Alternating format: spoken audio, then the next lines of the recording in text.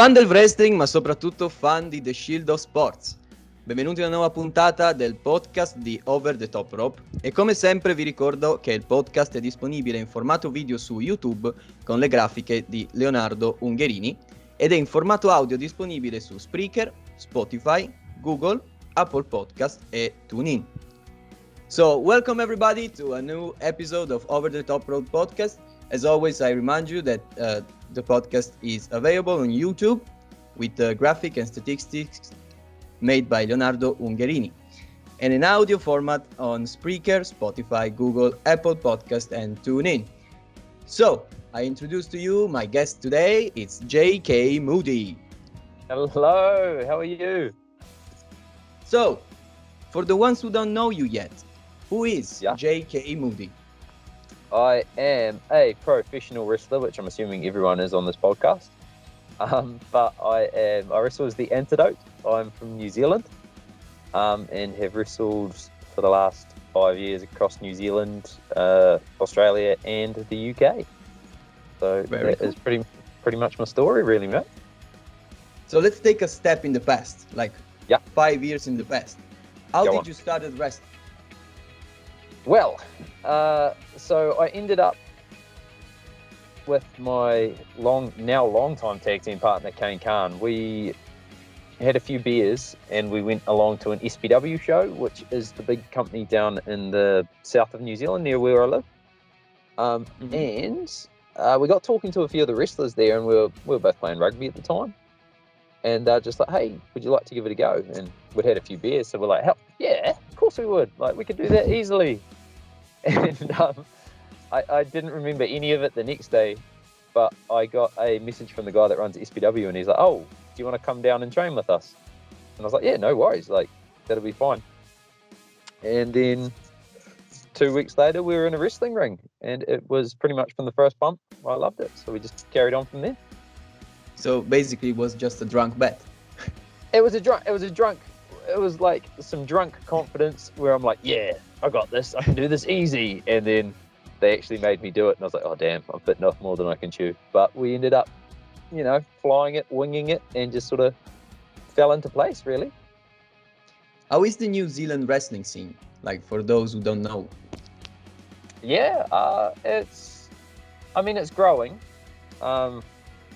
So there is, I'd say the two main companies at each end of the country would be SPW down south and IPW up north.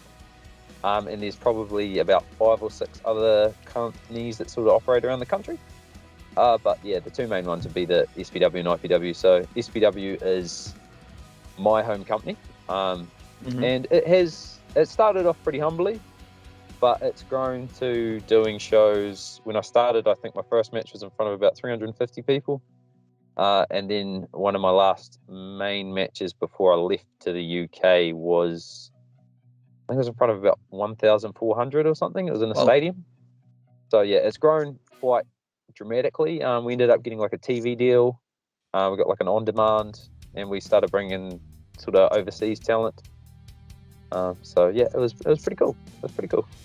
So is it only SPW that has the TV deal, or even the other one, the OPW? IPW also has, they've got like an on-demand and stuff. They sort of work together with SPW, and they do a lot more stuff for like New Zealand celebrities and that sort of stuff. Like they're on some show teaching 2 comedians how to wrestle the other week. That are quite popular in New Zealand. So they're pretty good for like mainstream appeal. But the scene as a whole is growing. I'd say that the next step for most of us, like when you get to a certain level, you kind of start venturing out to Australia, because that scene's quite big, especially after COVID, because New Zealand and Australia weren't affected as much initially. Quite a few wrestlers got to make a name for themselves in the New Zealand and Aussie scene. So it is growing, and I've come back to try and help it grow a little bit more if I can. So hopefully. Okay.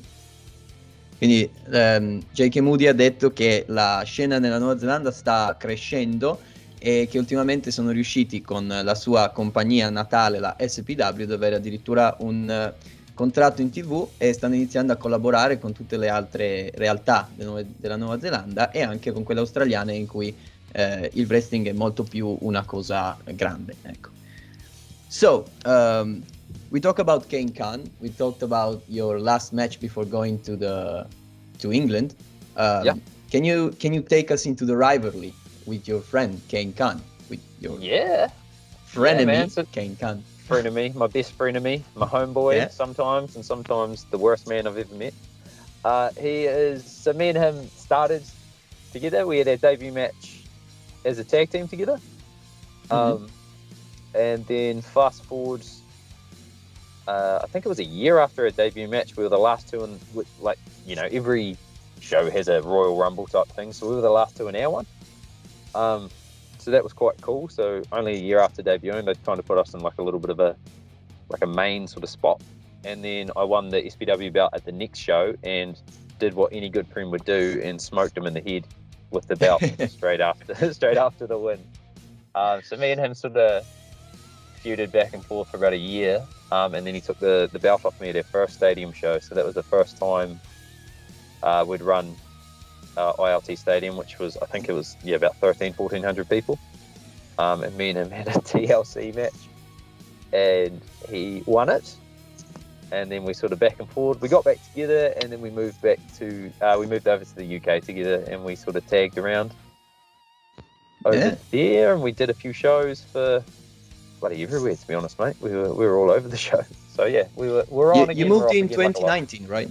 You moved in 2019, like January 2019, if I remember. September 2019. September 19 we moved over. Yeah. Right. So what were the best experiences in England? Like, you moved to England for a reason, which is, I guess, like trying to get your name out, even in Europe. Yeah. So I think for us, we timed it really badly, to be honest, mate, because we went over there in September, and then the UK was shut down in March with COVID. So we only really got about 6 months in before we left. But in that 6 months, we won the Southside Wrestling Tag Belts. So we were the last tag champs, which was really cool. And we beat who did we wrestle for them? MSK and NXT, or the Rascals they were at the time. So we got which was really cool, because we weren't even booked for the show the morning that we did the match. And I was just sat there hungover on the couch after a night out.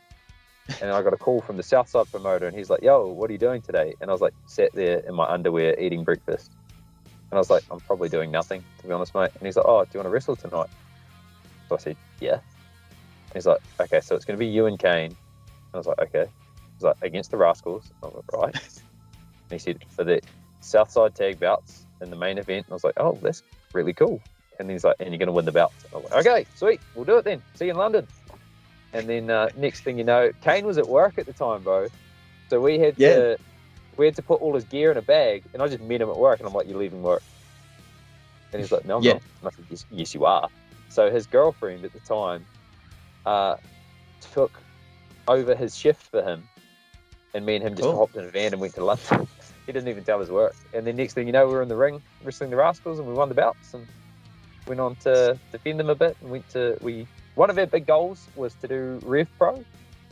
We moved over, and we were lucky enough to do a show for Rev Pro at the cockpit for those belts against Mike Bailey and Mal from DDT. So I reckon that would have been a highlight as well. So that was quite fun. I remember Mal was a really cool guy. Oh, he's the man, bro. He's such a cool dude. Such a cool dude, man. So he loves a beer, which I like. So yeah. Let's take a step back to New Zealand again, and I want to ask you about your match against Will Ospreay, because you wrestled with Ospreay in New Zealand. I did. So the story of that one is I wrestled him.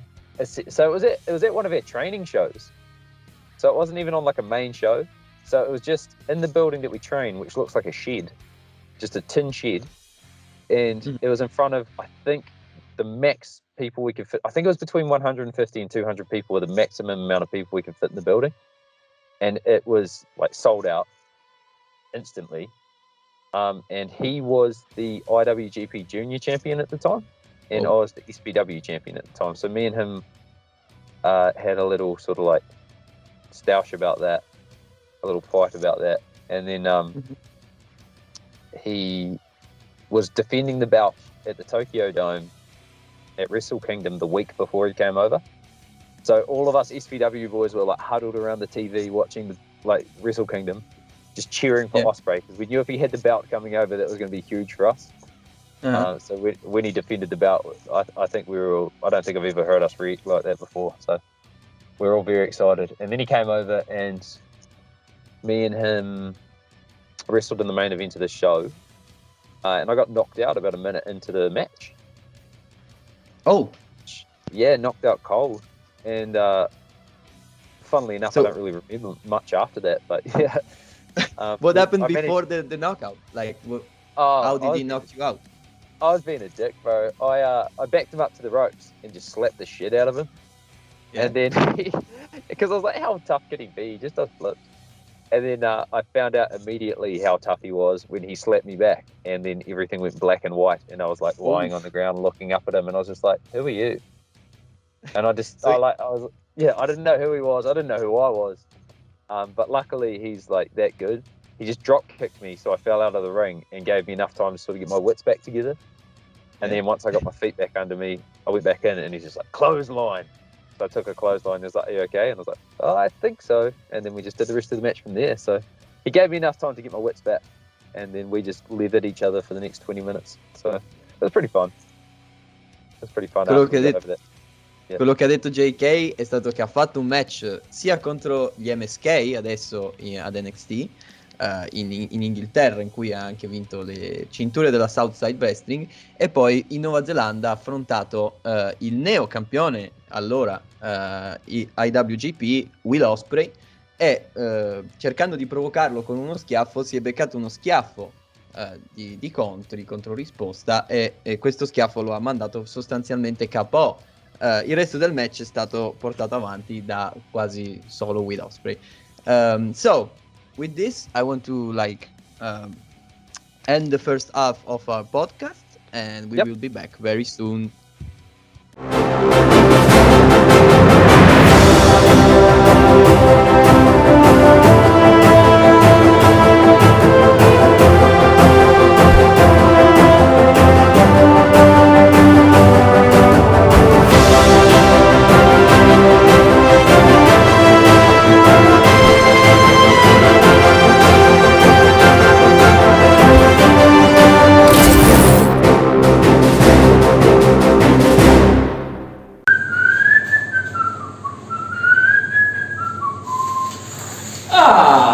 Buonasera amici di The Shield of Sport e The Shield of Wrestling, sono Giulio Prosperi, ma vi ricorderete sicuramente di me per qualcosa, chiaramente. Cosa stavo facendo nella doccia? Stavo chiaramente leggendo i nostri magazine, il numero 1 e il numero 2. Perché li stavo leggendo sotto una doccia? Ma perché è sempre il momento e il luogo per leggere i nostri magazine che parlano di wrestling, MMA, sport, da combattimento, arti marziali, insomma, chi più ne ha più ne metta, soprattutto ora che siamo pronti ad uscire con il nostro terzo numero, quello autunnale, quello che ci lancerà nell'Olimpo delle case editrici. E allora fate come me, andate a farvi una doccia e portatevi i nostri magazine. Resistono all'acqua questi?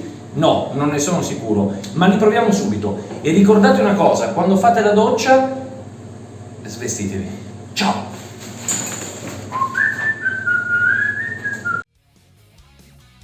And we are back with JK Moody.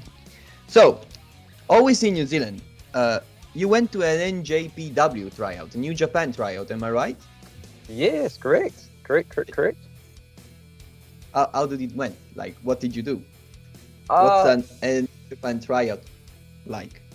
It was about as brutal as you'd think it would be, to be honest, man. I remember, so I went up with Kane Khan again, or K9 as he's known now. And we were still pretty fresh in wrestling. I think I'd only been wrestling for a year and a half, maybe 2 years at the time. And I remember distinctly, bro. We were like, okay, we're gonna make a good impression.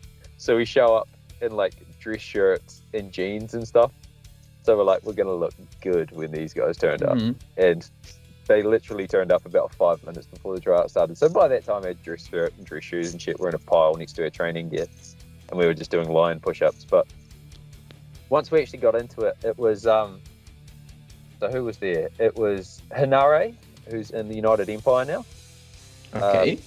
Bad Luck Fale from the Bullet Club. Gato and Jado, and another guy who I feel real bad, but I don't actually know who he was. I think he was like a president or vice president in New Japan. So they all attended the tryout to watch for talent and stuff. So it started off with just a ridiculous amount of jumping squats and push-ups. And then we did sprints and various jumping and grappling exercises. We did one thing. I actually broke my foot during the tryout. So we had to do like side shuffling, which was like an amateur wrestling sort of drill. And I pushed off my foot and I felt it crack. And I didn't realize how bad it was until after the tryout, because I guess like adrenaline and stuff. And I had to wrestle a show the next day and I couldn't put any weight on my foot. So I had to wrestle a match one-footed. But yeah, I didn't feel it until afterwards. And then there's just a massive hump in my foot. And we ended up, we did okay. We got told we did pretty well, but we just weren't what they were looking for at the time or whatever, which I'm not sure if that's the answer everyone gets. But it was certainly an experience that I'm glad we did, because it just kind of showed you how hard you have to work to be at that top level and to stay there, especially like that. That's just the tip of the iceberg. I've had friends that have gone over to the New Japan Dojo and it just sounds like torture. So maybe it's a blessing in disguise I didn't make it. I don't know. But yeah, it was worth doing. If anyone gets the opportunity, absolutely do it. But it was hard work, man. It was hard graft. And from what I understand, it only gets harder from there. But I know we trained me and Kane must have trained for about 3-4 months. I even took up like jiu-jitsu and stuff because I was worried that someone was going to try and like shoot on me at the tryouts. I was like, well, if someone does it, I'm going to have a counter for it, so take that. But luckily, a lot of my rugby training and stuff that were done before wrestling had kind of transferred over. So we were quite lucky in that respect.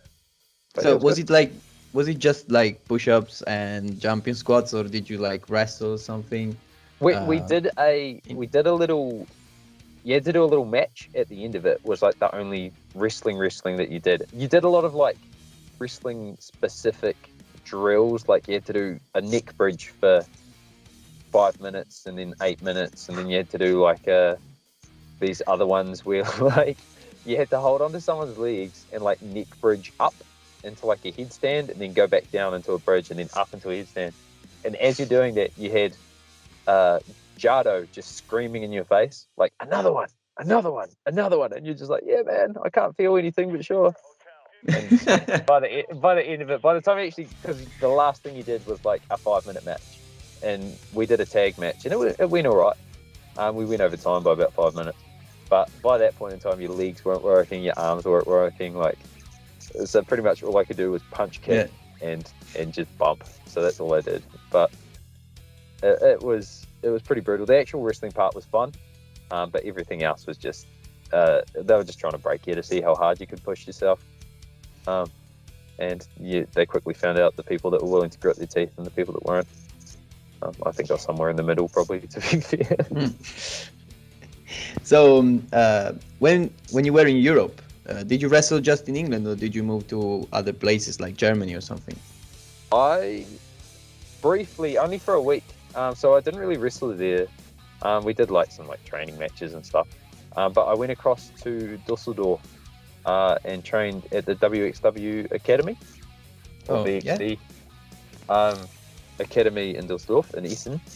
And spent a week over there, and it was great. It was fantastic because it was right in the middle of the lockdown in England, and they just had a small passageway to get into Germany. So I'm like, right, I'm going to do this. So on a whim, I just booked the tickets, and then I messaged WXW because I'd chatted to them previously, and then I'm like, oh, can I come over? And they're like, yeah, you can come over and train. We got no shows on. And I was like, that's fine. I'll just do whatever I have to do. And I ended up making a few friends that were over there that I still keep in touch with now. But we just went over there and trained. So I didn't actually get to wrestle properly over there, but yeah, I still learned a hell of a lot. I was training under Avalanche Driska, who is I don't know if he still is, the WXW tag champ. And training with like Norman Harris, who was the shotgun champ, and Indikara, and I'd met in England anyway, but he's a really talented wrestler. So stayed with them boys and just got stuck in for a week. It was really good. Worked their asses off. All we'd do I've never been more sick of wrestling in my life. We'd wake up in the morning, we'd watch the G1 Climax, we'd go to the gym at lunchtime, we'd come back and watch Noah, we'd go back to training at night time, and then the other boys would come back and watch, I think it was All Japan, and I'd just get drunk and watch Futurama on my phone. And then fall asleep, and then would repeat the process again the next day. And fair play to them, they've just got an appetite for wrestling. And I love it, don't get me wrong, I absolutely love it, but it was 24/7 wrestling. And for a few days I was like, this is amazing, but by the end of the week I got back. And I remember seeing my girlfriend, she's like, oh, what do you want to watch? And I was like, anything but wrestling. I'll watch The Notebook, I don't care, just anything but wrestling.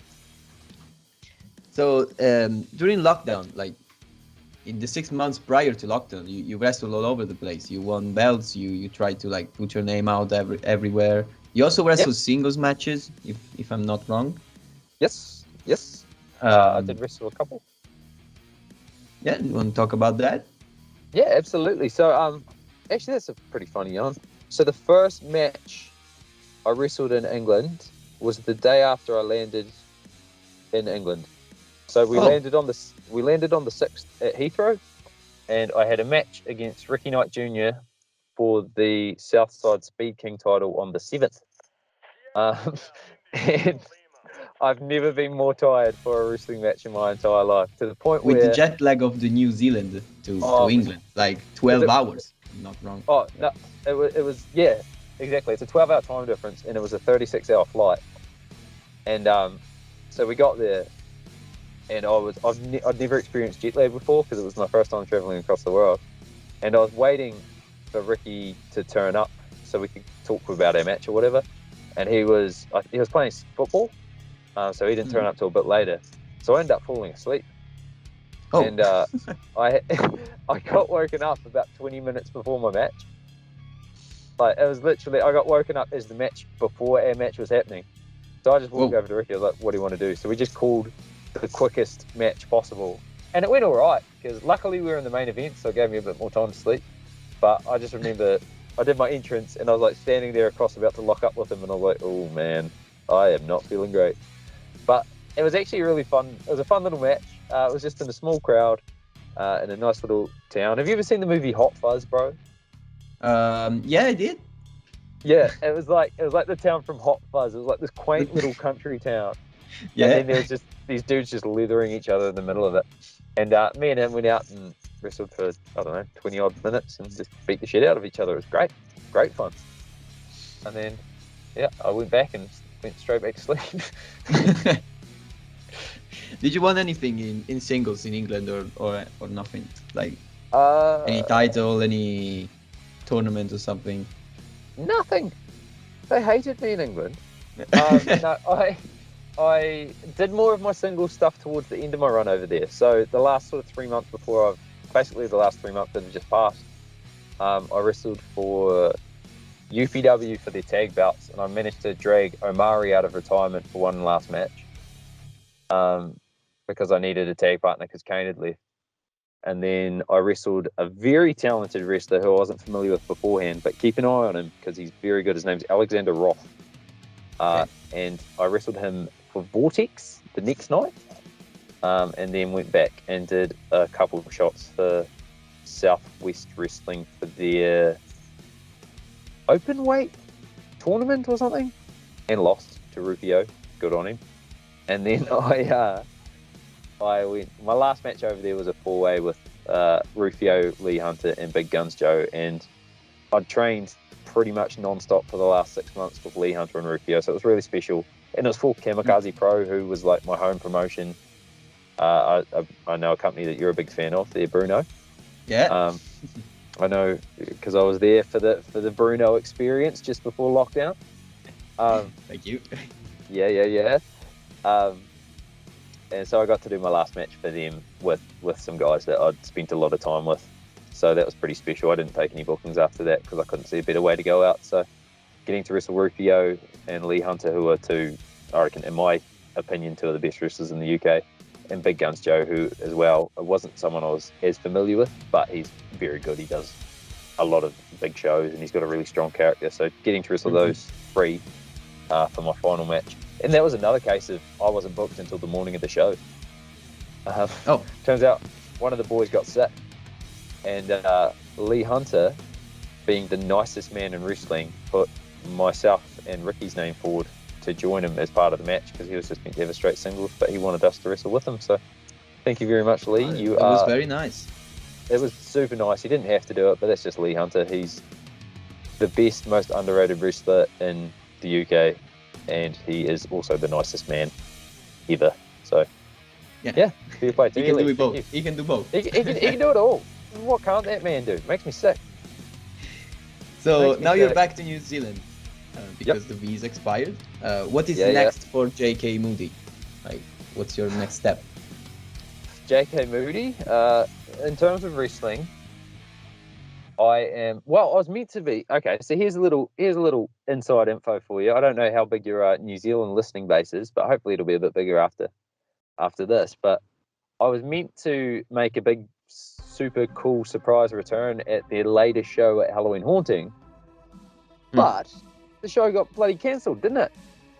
So I'm not making any surprise return. And the problem is, SPW is in Invercargill, which is a very small town. So everyone's probably just going to see me out doing my groceries and stuff before I make my return.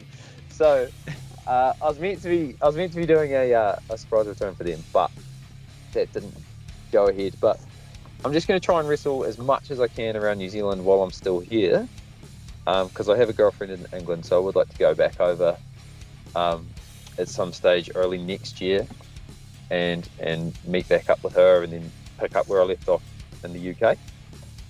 Cool. But in terms of wrestling in New Zealand, I just want to wrestle. I've got my eye on quite a few talents over here that I think are very talented dudes, and I selfishly just want to work with the best that New Zealand has to offer, just to put together a resume that I can be really proud of, and also try and help see if I can't teach them something that maybe they didn't know before. Maybe I can't, I don't know, but I was able to pick a few brains over in the UK, so if I can transfer that across to the New Zealand scene, then I'll be stoked. But also, I have been chatting to a few companies in Australia, some that I'd worked with previously, some that are new companies that didn't exist when I left, but I'm mates with quite a few other people that run them, so hoping to get back over there if the borders allow it, and do some cool stuff in Aussie, because that is sort of my home away from home, especially in Melbourne. I did a lot of work for MCW, Melbourne City Wrestling, before I moved to the UK, and that kind of helped me sort of get my name out there a wee bit. So if I could go back and repay the favour a little bit and hopefully put on a couple good matches, that would be pretty fucking cool. So that is all for today. On this, by the way. Yeah? Sorry? Am I allowed to swear? Are you allowed to swear?